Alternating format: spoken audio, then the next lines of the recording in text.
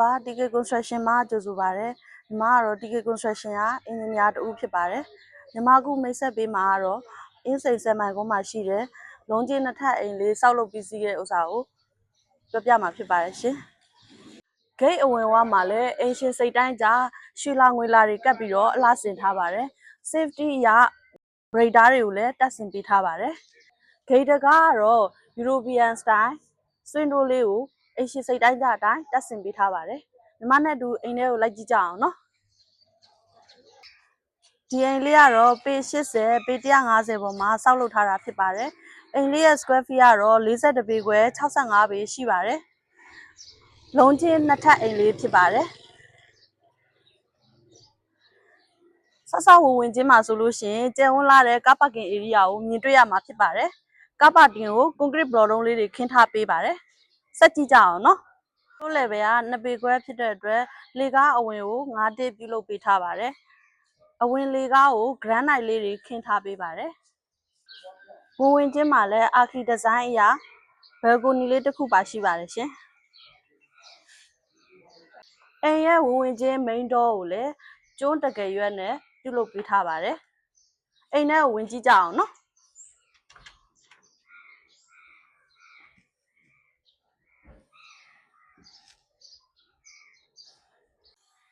ဝင်ချင်းမှာတော့ဖျားကန်းကိုမြင်တွေ့ရမှာဖြစ်ပါတယ်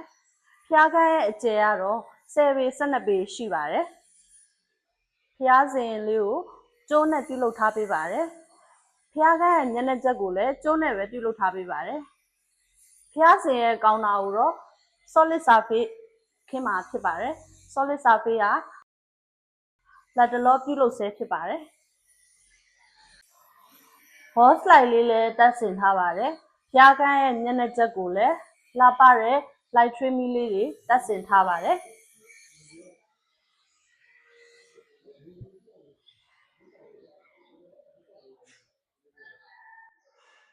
ဖျားကန်းထွက်လိုက်လို့ရှိရင်တော့ဒီဘက်မှာ dry kitchen area လေးရှိပါတယ် dry kitchen မှာဆိုလို့ရှိရင်တော့ဒီနေရာလေးမှာ dining table ထားမှာဖြစ်ပါတယ်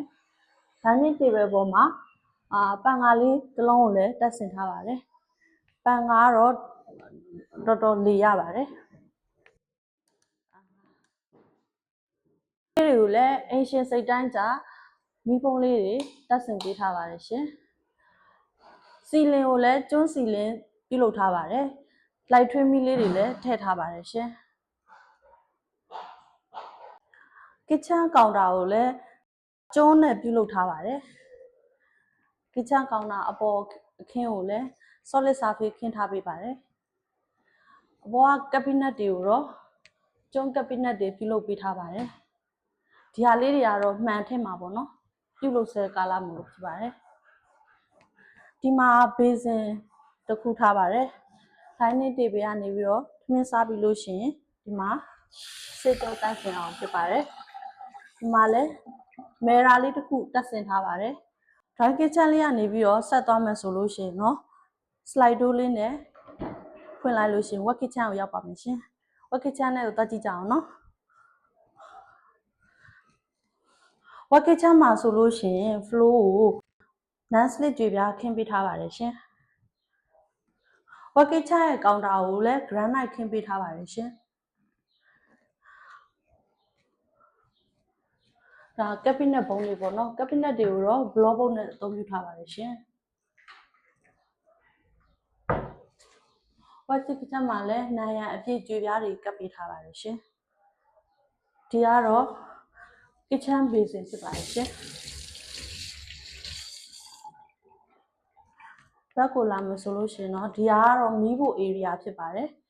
မီးဖို area မှာဆိုလို့ရှိရင်ဒါ exhaust fan ပေါ့နော် exhaust fan တက်ဆင်ထားပေးပါတယ် kitchen counter ရဲ့တကားလေးတွေကတော့ပြုလုပ်ဆဲမို့လို့ဖြစ်ပါတယ်ရှင်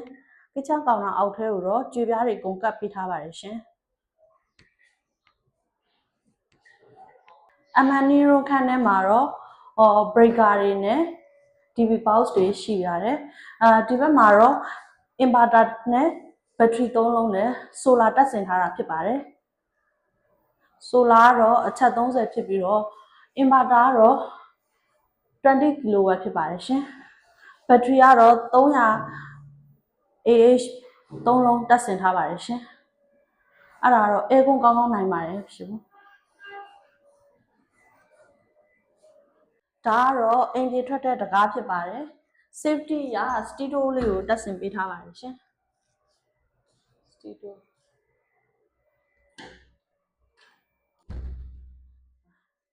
အိမ်လုံးရဲ့ဗရင်ပေါက်တွေကိုအလူမီနီယံဝင်းဒိုးတွေတက်ဆင်ထားပြီးတော့ safety အရာတန်ပန်းတွေလည်းအကုန်တက်ဆင်ထားပါတယ်ချင်းဝင်မှာဆိုလို့ချင်းစကားတွေလည်းအကုန်တက်ပေးထားပါတယ်ရှင် work kitchen အနေထွက်မယ်ဆိုလို့ရှိရင်เนาะဒီဘက်မှာ pantry room လေးရှိပါတယ်ရှင်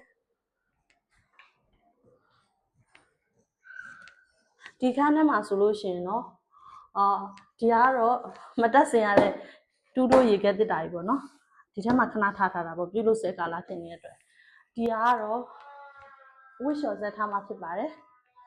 နောက်ဝစ်လျှော်ပြီးသား6ပြီးသားအဝတ်တွေကိုလည်းမီးမှုတိုက်ဖို့ဒီခန်းထဲမှာပြုလုပ်မှာဖြစ်ပါတယ်ဒီခန်းလေးတွေကိုလည်း4ပေလောက်အနေထားကိုကြွေပြကပ်ပေးထားပါတယ်ရှင်ခန်းထဲရဲ့ကြမ်းခင်းကိုလည်း non slip ကြွေပြလေးတွေကပ်ပေးထားပါတယ်ရှင်အိမ်ရဲ့ floor area တွေကိုတော့ TNG ရှာတို့အကုန်လုံးခင်းထားပေးပါတယ်ရှင် kitchen area တွေကလွဲလို့ပေါ့နော် kitchen area တွေကလွဲလို့ပေါ့ဒီဘက်ကိုဆက်သွားမယ်ဆိုလို့ရှိရင်တော့ living room area ဖြစ်ပါတယ်ရှင် living room area ရဲ့အဝင်ဝကိုကျွန်းပြားလေးနဲ့အလှဆင်ထားပါတယ်ရှင်living room ထဲမှာဆိုလို့ရှိရင်တော့ဒီမှာ TV counter ရှိမှာပါ TV counter ကလည်းပြုလုပ်ဆဲမို့လို့တကယ်ရွက်တွေတော့မတက်ရသေးပါဘူးရှင်ကျွန်းနဲ့ပဲပြုလုပ်ထားတာပါရှင် living room မှာလည်းမီးဆိုင်ကိုတက်ဆင်ထားပေးတာဖြစ်ပါတယ် living room ရဲ့စီလင်ကလည်းကျွန်းစီလင်ကိုပဲပြုလုပ်ထားပေးတာဖြစ်ပါတယ်မီးဆိုင်လေးကတော့အိမ်ရှင်ရဲ့စိတ်တိုင်းကြအလှလေးပဲဖြစ်ပါတယ်ရှင်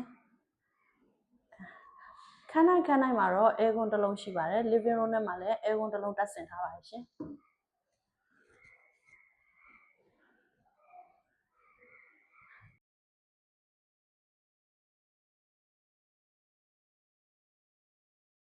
living room ထဲကနေထွက်မယ်ဆိုလို့ရှိရင်တော့ဒီမှာရှောက်လန်းလေးတိုင်းသွားမယ်ဆိုလို့ရှိရင်တော့ဘက်မှာ stair area ပေါ့နော်လေကခွင် area လေးကိုတွေ့ရမှာဖြစ်ပါတယ်လေကခွင် area လေးကအောက်မှာဆိုလဲ space ကြီးကအကျယ်ကြီးရှိပါတယ်ရှင်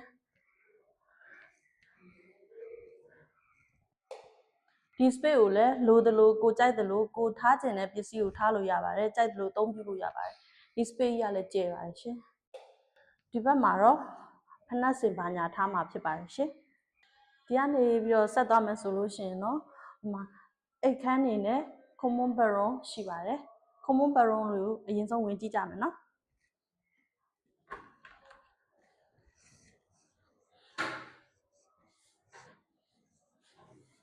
common baron မှာဆိုလို့ရှိရင်ဘိုတိုင်းတွေဘေးစင်တွေအကုန်လုံးကိုတိုတို brand ကိုအသုံးပြုပေးထားပါတယ်ရှင်အောက်မှာတော့ဘေးစင်ဘုံရှိပြီးတော့ပေါ်မှာဘေးစင်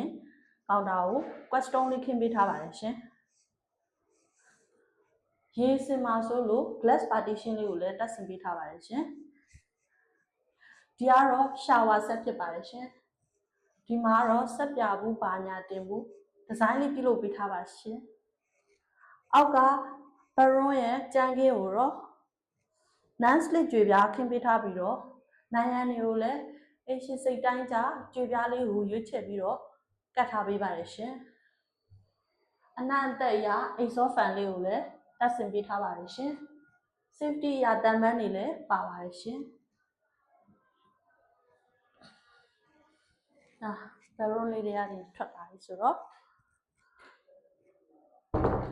ဒီဘက်86မြင်မြင်ချင်းခန်းကတော့ master bedroom ခန်းဖြစ်ပါတယ်ရှင် master bedroom ခန်းလေးတွေဝင်ကြည့်ကြမယ်နော်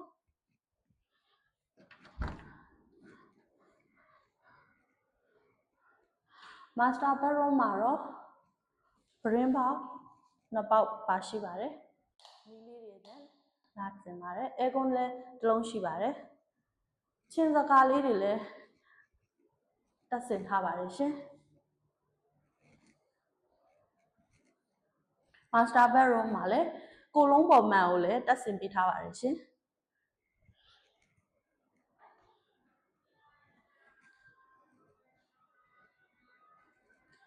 master bedroom ဖြစ်တဲ့အတွက် bedroom ကတော့ဖြစ်နေပါပါတယ်ရှင် bedroom တွေအကုန်လုံးကတော့တအိမ်လုံးပုံစံတူပဲဖြစ်ပါတယ်ရှင်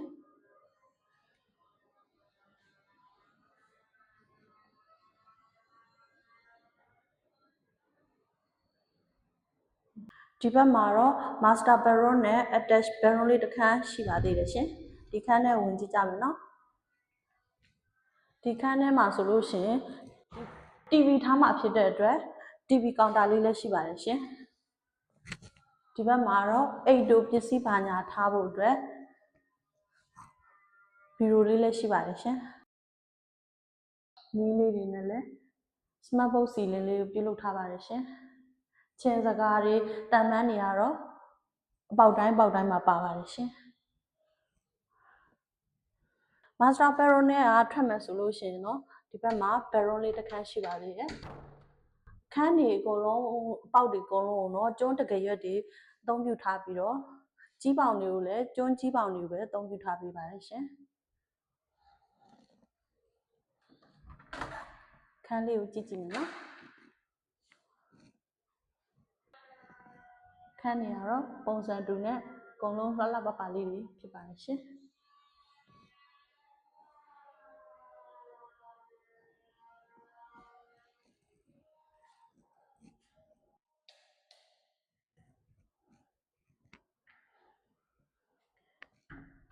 ရှောက်လန်းစီလင်းတွေကိုလည်းကျွန်းနဲ့ပဲပြုလုပ်ထားပေးတာဖြစ်ပါတယ်ရှင်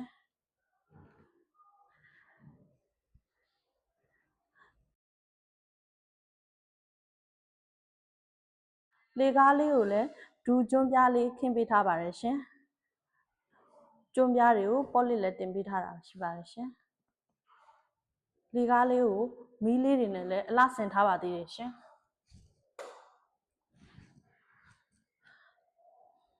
လေကားလက်ရန်လေးကိုတော့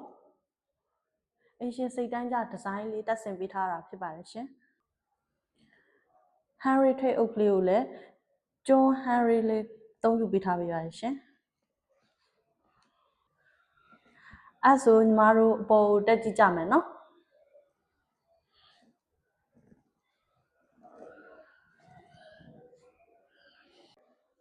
လေကားကိုလည်းလိုက်တင်ရအောင်ဗရင်းမောက်3ပေါက်တက်ဆင်ပေးထားပါတယ်လေကားမီးလေးကိုလည်းအင်ရှင်စိတ်တိုင်းကြမီးလုံးလေးတွေတက်ဆင်ထားပါတယ်ရှင်အပေါ်ရက်ကိုတက်ကြည့်ကြအောင်နော်ပေါ်တက်တက်လာချင်းမြင်ရမှာလေးကတော့စာဖတ်မဲ့အခန်းလေးပဲဖြစ်ပါတယ်စာဖတ်မဲ့အခန်းလေးမှာစာအုပ်စင်လေးတွေထားမှာဖြစ်ပါတယ်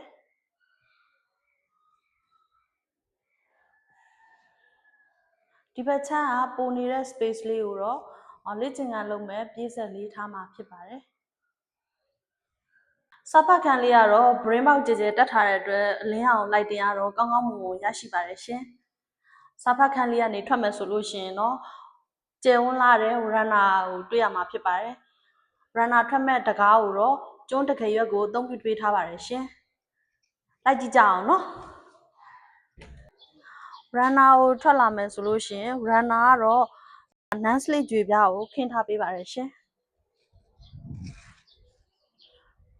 runner နေကြီးလိုက်မယ်ဆိုလို့ရှိရင်အရှိရဲ့မြင်ကွင်းကိုတေးသေးချာချာလေးမြင်ရမှာဖြစ်ပါတယ်ရှင်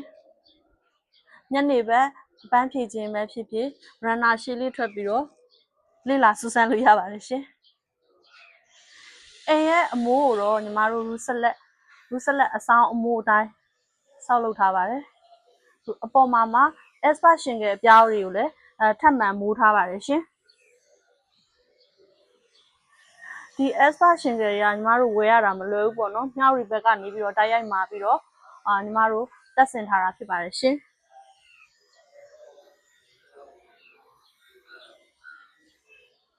runner မှာလည်းwall light ကလေးနှလုံးတက်ဆင်ထားပါတယ်ရှင် runner လေးကလေကောင်းလေတန်းရတဲ့အပြင်ညနေဘက်တွေလည်းထွက်ပြီးတော့စာဖတ်ရင်းနဲ့အပန်းဖြေလို့ရပါတယ်ရှင်စာဖတ်ခန်းလေးကနေဝင်မယ်ဆိုရင်တော့ဒီဘက်မှာညီမတို့ထပ်ကို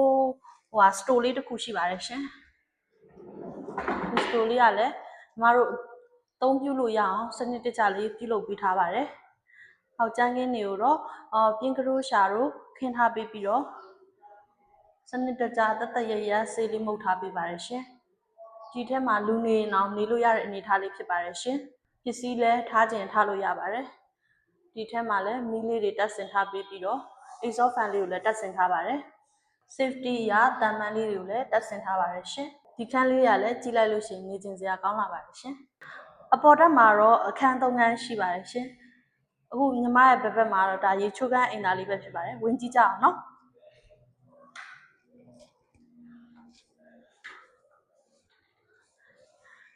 ရေချိုးခန်းအိမ်သားမှာဆိုလို့ရှိရင်တော့ဘိုဒန်ရောဘေစင်ရော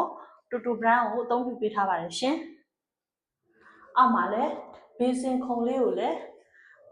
squat stone လေးတွေခင်းထားပေးပါတယ်ရှင်။ဘေစင်အောက်ကဘုံလေးကိုလည်းပြုလုပ်ပေးထားပါတယ်ရှင်။ရေချိုးခန်းရဲ့ကြမ်းကင်းကြွေပြားကိုတော့ non slip သုံးပြုပေးထားပါတယ်ရှင်။နိုင်ငံကြွေပြားတွေကိုလည်းအရှိစိတ်တိုင်းကြအယောင်လေးကန့်ထားပေးပါတယ်ရှင်။ဒါအိတ်ခမ်းတကားလေးတွေကိုဝင်มาဖြစ်ပါတယ်ရှင်။အိတ်ခမ်းရဲ့တကယ်ရက်တွေရောကျန်တဲ့တကယ်ရက်တွေအကုန်လုံးကိုကျွန်းတကယ်ရက်တွေပဲသုံးပြုပေးထားပါတယ်ရှင်။ဝင်ကြည့်ကြအောင်နော်။ဒီအိတ်ခမ်းလေးရဲ့အကျယ်ကတော့12ပေပတ်လည်းရှိပါတယ်ရှင်။ဒီအိတ်ခမ်းလေးတွေကနေထွက်ရင်တော့ runner attach လေးရှိပါတယ်ရှင်။ဒါတော့ runner attach လေးဖြစ်ပါတယ်ရှင်။လက်ပါပါရှင်။ကျန်တဲ့အခန်းနှခန်းကလည်းပုံစံတူပဲဖြစ်ပါတယ်ရှင်။ဒီလိုအိမ်လာလေးတွေစောက်ချင်ရင်တော့ညီမတို့ကုမ္ပဏီကိုအောက်ကဖုန်းနံပါတ်လေးအတိုင်းဆက်သွယ်မေးမြန်းနိုင်ပါတယ်ရှင်။